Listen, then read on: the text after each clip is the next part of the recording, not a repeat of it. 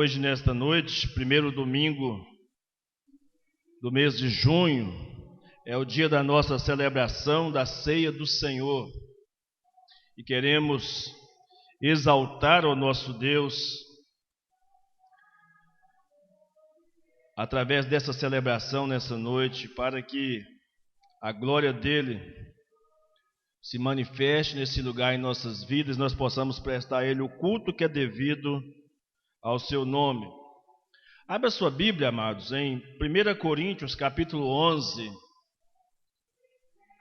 Primeira carta de Paulo aos Coríntios, capítulo 11.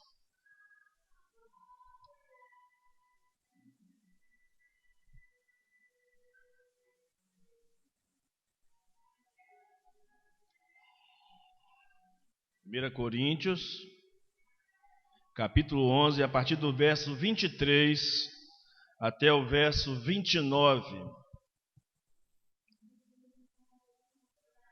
Primeira carta de Paulo aos Coríntios, capítulo 11, verso 23 ao verso 29. Diz assim a palavra do nosso Deus: Pois recebi do Senhor o que também vos entreguei. O Senhor Jesus, na noite em que foi traído, tomou o pão e, depois de ter dado graças, o partiu e disse: Isto é o meu corpo, que é dado por vós. Fazei isto em memória de mim. Do mesmo modo, depois de comer, tomou o cálice, dizendo: Este cálice é a nova aliança no meu sangue. Fazei isso todas as vezes que o beberdes em memória de mim. Porque todas as vezes que comerdes este pão e beberdes do cálice, proclamais a morte do Senhor até que ele venha. Por essa razão, quem comer do pão ou beber do cálice do Senhor de maneira indigna será culpado de pecar contra o corpo e o sangue do Senhor. Examine, pois, o homem a si mesmo, e dessa forma coma do pão e beba do cálice. Pois quem come e bebe sem ter a consciência do corpo do Senhor, come e bebe para a sua própria condenação. Amém. Nossa meditação nesta noite tem o tema: a suficiência e a supremacia de Cristo na ceia do Senhor. Vou repetir: a suficiência e a supremacia de Cristo na ceia do Senhor. Vamos orar. Nosso Deus, te damos graça nesta noite pela tua palavra e te pedimos que ela fale ao nosso coração de uma maneira tão profunda, tão poderosa, que a nossa vida seja impactada e transformada pelo poder dessa palavra sobre nós e através de nós. Pedimos isso nesta noite, para que nós estejamos atentos para a tua voz e possamos render graças ao Senhor por tudo que recebemos de ti, ó Deus, através da tua palavra. É a nossa oração em nome de Jesus. Amém e amém. Graças a Deus. Amém, irmãos? Irmãos, a celebração da ceia do Senhor é um dos momentos mais solenes da existência da igreja. É o momento em que os eleitos de Deus, reunidos, reconhecem a obra da cruz. A obra da cruz como a garantia de que é tão somente e unicamente a razão pela qual nós estamos reunidos nesta noite em obediência ao mandamento daquele que pagou com a sua própria vida o preço da nossa redenção, para que pudéssemos fazer parte do seu reino. A celebração da ceia do Senhor nos traz a memória. Por isso, ela foi instituída por Cristo como um memorial de sua paixão e morte. É o momento de nós recordarmos do que ele fez por nós ao morrer na cruz para a remissão dos nossos pecados. E a ceia do Senhor traz consigo esse momento de memorial, mas um momento também de quebrantamento e um momento de grande celebração. É um momento quando, com reverência, nos aproximamos humildemente diante do Senhor para confessarmos nossos pecados e, arrependidos, crermos no que a cruz de Cristo representa para nós. Então é, portanto, uma cerimônia solene, longe de ser uma cerimônia triste. É uma cerimônia solene, é a celebração da alegria, é a celebração do perdão, é a celebração da vitória, é a celebração do pertencimento. Quando celebramos ou quando participamos da ceia do Senhor, estamos declarando em alto bom som de quem nós somos e a quem nós servimos, e os nossos compromissos com o Senhor, estabelecidos pela sua palavra. Observando a expressão fazer isto, percebemos aqui a ordem de Jesus para que façamos exatamente como Ele nos ordenou que fizéssemos ao celebrarmos a ceia do Senhor. E fica evidente para nós como igreja, principalmente quando Ele repete, não somente fazer isto, mas repete com uma expressão toda vez que lembrássemos da sua morte, da importância da sua morte por nós, esse deveria ser um tempo de celebrarmos a ceia do Senhor, mostrando que a ceia do Senhor deve ser uma prática cristã contínua, fazer parte da nossa história, da nossa essência, da nossa adoração, da nossa devoção ao Senhor. Então, a ceia do Senhor, quando nós a celebramos, estamos anunciando a morte do Senhor, como diz o texto sagrado, até que Ele venha ou até que Ele volte, diz a palavra do nosso Deus. Os elementos são figurativos e não literais. O pão continua sendo pão, o cálice continua sendo cálice, mas eles trazem consigo uma lembrança, uma memória do que Cristo fez por nós. Durante a refeição lá no cenáculo, Jesus tomou o pão e, partindo, deu aos seus discípulos, dizendo: isto é o meu corpo, dado em favor de vocês. Façam isso em memória de mim. Depois a Bíblia diz que ele pegou o cálice de vinho e deu aos seus discípulos e disse: este cálice é a nova aliança do meu sangue, derramado em favor de vocês. Tais palavras e atos na celebração da ceia do Senhor são plenos de significado para nós, porque mostram a própria visão de Jesus, em relação à sua morte.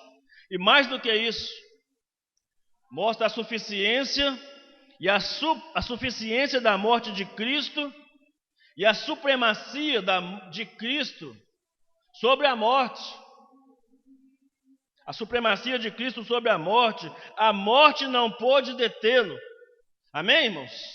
A morte não pôde detê-lo. E a celebração da ceia do Senhor é uma afirmação doutrinária, categórica. É uma afirmação da nossa fé. Quando celebramos a ceia do Senhor, nós lembramos: a morte não pôde detê-lo.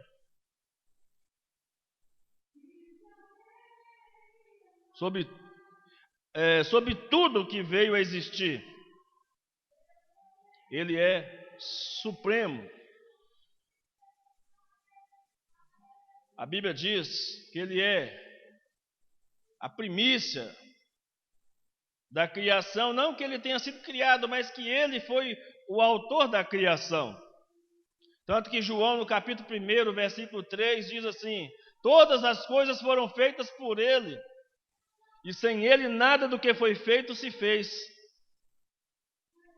E aí, olhando para o texto que nós lemos nesta noite, nós percebemos 3 grandes verdades sobre essa suficiência, sobre essa supremacia de Cristo, ao celebrarmos a ceia do Senhor. Em primeiro lugar, o texto aponta para a suficiência e supremacia na centralidade da morte de Jesus Cristo. Lucas, em seu evangelho, narra com exatidão os fatos sobre a ceia do Senhor. E a expressão que define essa centralidade da cruz, ou da morte de Jesus na cruz, está exatamente na expressão que ele diz: fazer isto em memória de mim. Sabe o que isso significa, irmãos, para nós? Jesus está nos dizendo que a ceia do Senhor diz respeito única e exclusivamente a Ele. É a Ele que nós proclamamos, é a Ele que nós adoramos quando nós estamos celebrando a ceia do Senhor. Ele é a figura central da nossa redenção. Não há outro que deva ser exaltado, senão somente a Ele.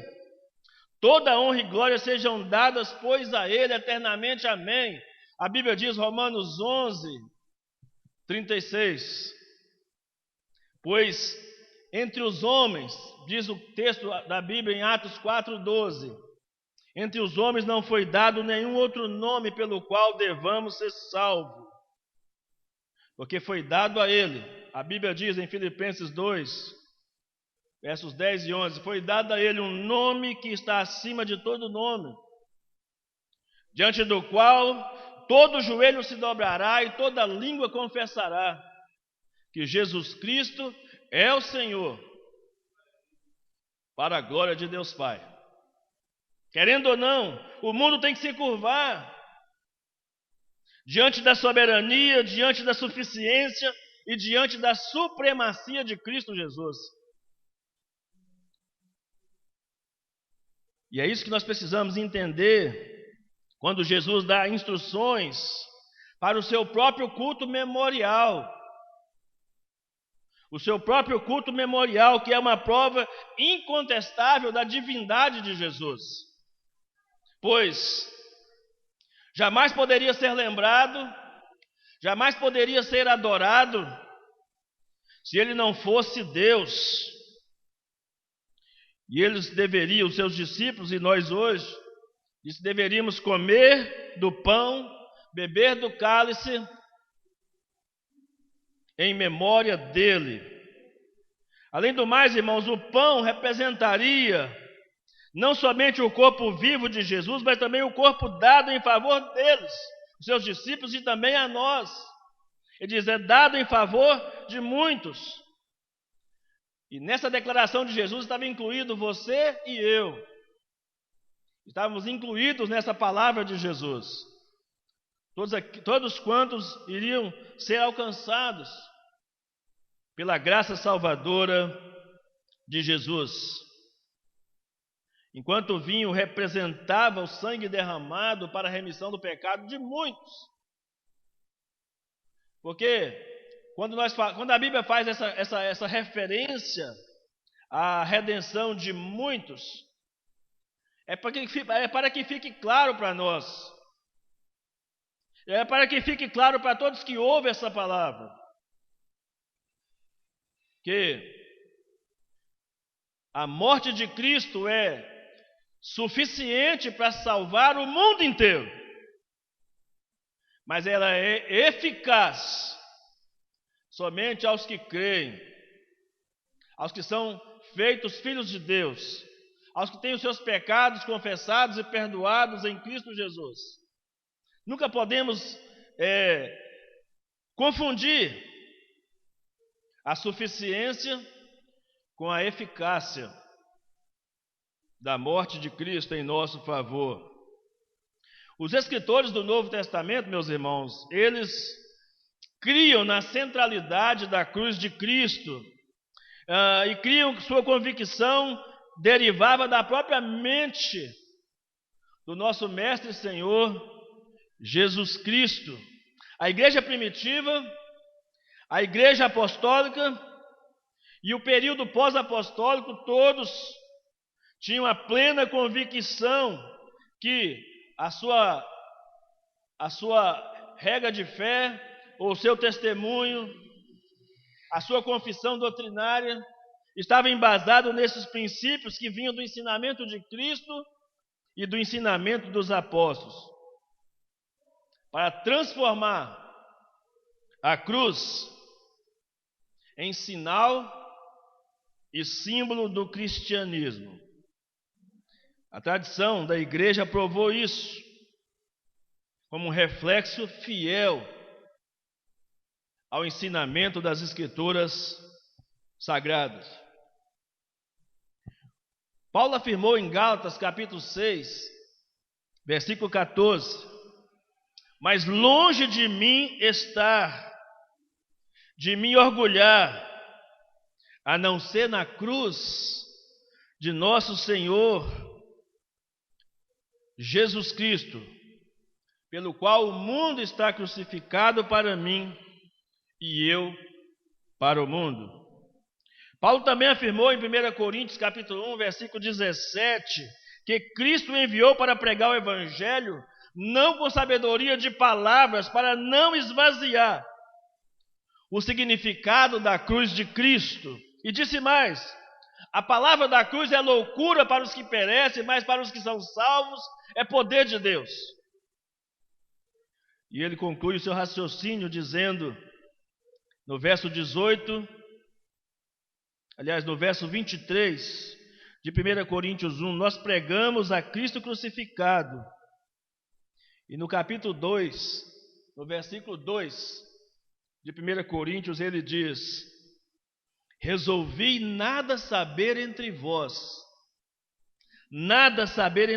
a não ser Jesus Cristo e este crucificado. Dois grandes equívocos se cometem com relação à cruz de Cristo. Uns a adoram e até têm a cruz como um amuleto de sorte, num pingente, num cordão, numa pulseira, num anel, num calendário, num quadro. Muitos adoram a cruz. Outros simplesmente diminuem, ignoram o valor da cruz, a importância da cruz. Nós, porém, devemos ser daqueles que, ao mencionar a cruz, sabemos que a cruz aponta para aquele que foi pregado nela, mas que não permaneceu pregado, porque a cruz vazia é símbolo da nossa vitória em Cristo. Quando eu olho e contemplo a cruz de Cristo, eu contemplo a minha vitória sobre o pecado, sobre a morte, sobre o inferno, sobre Satanás, sobre o mundo.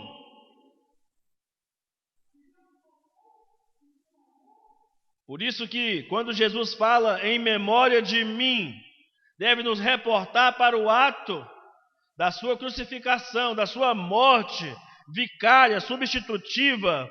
A cruz é o símbolo da nossa redenção. Então, em primeiro lugar,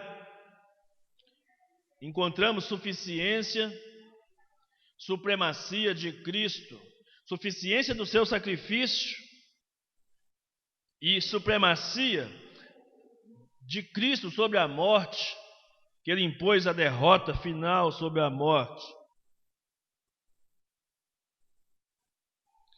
A segunda coisa que eu, olhando para o texto sagrado, percebo, irmãos, é que suficiência e supremacia estão diretamente ligadas com o propósito da morte de Jesus. O porquê ele morreu. A Bíblia diz, tanto no texto que nós lemos, quanto nos evangelhos, Mateus 26, 28, por exemplo, registrou: o cálice representava o meu sangue da aliança que é derramado em favor de muitos, para perdão dos pecados. Para perdão dos pecados. Esta é uma declaração, irmãos, verdadeiramente maravilhosa para nós. Não há declaração mais poderosa do que essa, como o fato de que através do sangue de Jesus derramado em sua morte, Deus estabeleceria uma nova aliança com o seu povo escolhido, cuja maior promessa é o perdão dos pecados. É a certeza do perdão dos pecados esboçados no propósito da morte de Cristo Jesus. Na morte de Cristo vemos estampado a suficiência de sua morte para cumprir o seu propósito num único sacrifício, em contraste com os sacrifícios da velha aliança, repetitivos e insuficientes. Essa que é a verdade. Mas a Bíblia diz que Jesus se ofereceu de uma vez por todas. Olha o que o texto em Hebreus diz, irmãos. Hebreus capítulo 9, a partir do verso 25, a Bíblia diz, 25, 26 e 28. Ele também não se ofereceu muitas vezes como sumo sacerdote que entra no lugar santíssimo, de ano em ano com o sangue de outro. Nesse caso seria necessário que ele sofresse muitas vezes, desde a fundação do mundo.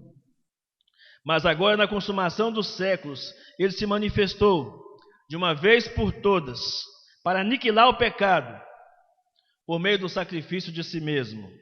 Assim também Cristo, oferecendo-se uma só vez, para levar os pecados de muitos, aparecerá a segunda vez, não por causa do pecado, mas para a salvação dos que esperam por ele. É a declaração da palavra de Deus. Também vemos a supremacia de Cristo na sua morte, nos efeitos da sua morte, nos efeitos do que a sua morte trouxe para aqueles que creem nele.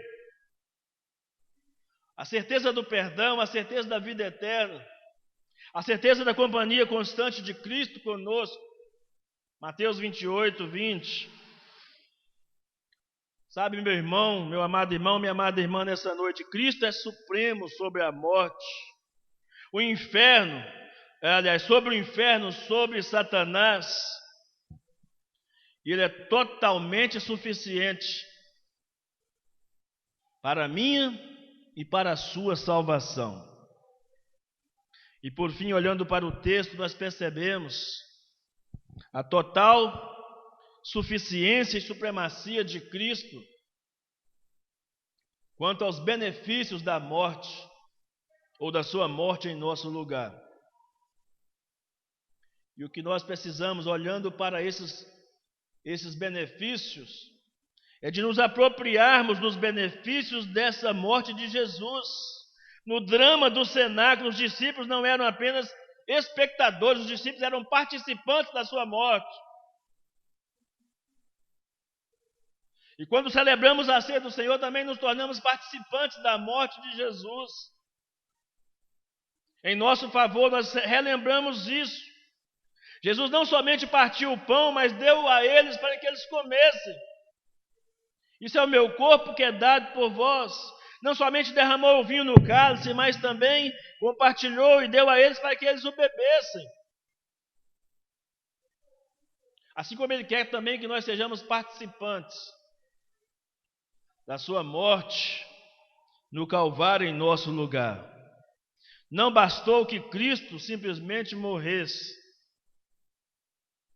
Era necessário que os seus discípulos, e nós também, hoje, como discípulos de Cristo, nos apropriássemos, nos apossássemos das bênçãos de sua morte. Há um cântico antigo que nós tem muito tempo que não cantamos, mas que externa essa verdade que estamos acabando de dizer. O cântico diz: tudo que Jesus conquistou na cruz é direito nosso, é nossa herança. Irmãos, o ato de comer o pão e beber o cálice foi e ainda é uma parábola viva do receber a Cristo como nosso Senhor e como nosso Salvador crucificado, e nos alimentarmos dele em nosso coração mediante a fé. É uma apropriação espiritual da lembrança do que a cruz, do que a morte na cruz representa para nós. Por isso tem que ser um ato de fé no nosso coração ao participarmos da ceia. Eu não creio que os elementos se transformam em corpo e em sangue de Jesus. Esse é um ensinamento católico romano. Eu não creio que no pão e no cálice contenha partes de Cristo. Esse é um ensinamento luterano. Também não creio que há elementos místicos no pão e no cálice, como alguns reformadores defenderam. O fato de crermos numa doutrina reformada não quer dizer que nós consentimos com tudo que é ensinado, porque não encontramos um embasamento muito claro na Bíblia a respeito disso. Porque dizer que isto é o meu corpo não faz daquilo nem literalmente e nem do ponto de vista místico. Mas o que nós somos, a presença de Jesus, mas o que nós somos chamados é para participarmos desta ceia do Senhor, ou da ceia do Senhor, nos apropriando das bênçãos de modo espiritual. Aliás, o apóstolo Paulo apresenta para nós, em Efésios 1, de 3 até o verso 14, ele começa dizendo que bendito seja o nosso Deus e Pai, que nos abençoou com toda sorte de bênçãos espirituais. Deus e Pai que nos abençoou com sorte de bênçãos espirituais nos lugares celestiais em Cristo. Ou seja, é uma apropriação espiritual dessas bênçãos em Cristo. Esse é um grande e belíssimo simbolismo da ceia do Senhor em nosso favor. E a pergunta, irmãos, qual é o papel que a cruz exerce sobre você? Qual a importância da cruz para você? Qual é o valor que você tem dado à cruz de Cristo na sua caminhada, na sua vida de fé? E depois que você entender essa suficiência e essa supremacia de Cristo na ceia do Senhor, conforme instituída por Ele, que não foi um tipo de declaração sentimental de Jesus. Não foi essa a intenção de Jesus, fazer uma declaração sentimental da sua morte, do tipo assim: não se esqueçam de mim, ou não me esqueçam. Aquele, na verdade, foi um grande drama da história da humanidade, que os seus discípulos no primeiro momento nem conseguiam compreender plenamente, porque estava recheado de significado espiritual. Eles não estavam conseguindo desassociar aquele momento da celebração com a partida de Jesus. Mas ele, quando traz para nós, para o nosso contexto de hoje, a orientação é: fazer isso em memória de mim, até que ele venha, ou até que ele volte. É a orientação da palavra de Deus. Você crê no sacrifício de Cristo ou da cruz de Cristo? Examine o seu coração agora mesmo. Arrependa-se dos seus pecados, confesse-os ao Senhor Jesus.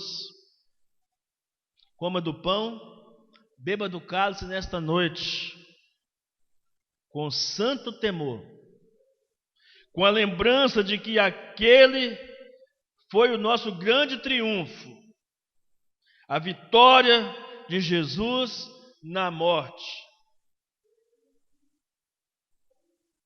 Quando celebramos a ceia do Senhor, celebramos com alegria, porque foi o dia que a morte morreu.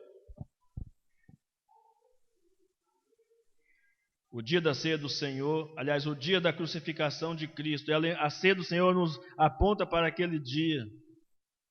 É o dia em que celebramos, em que a morte morreu. Ela perdeu o seu poder, o seu efeito, ainda que morramos fisicamente, mas viveremos para a glória de Deus Pai. Amém?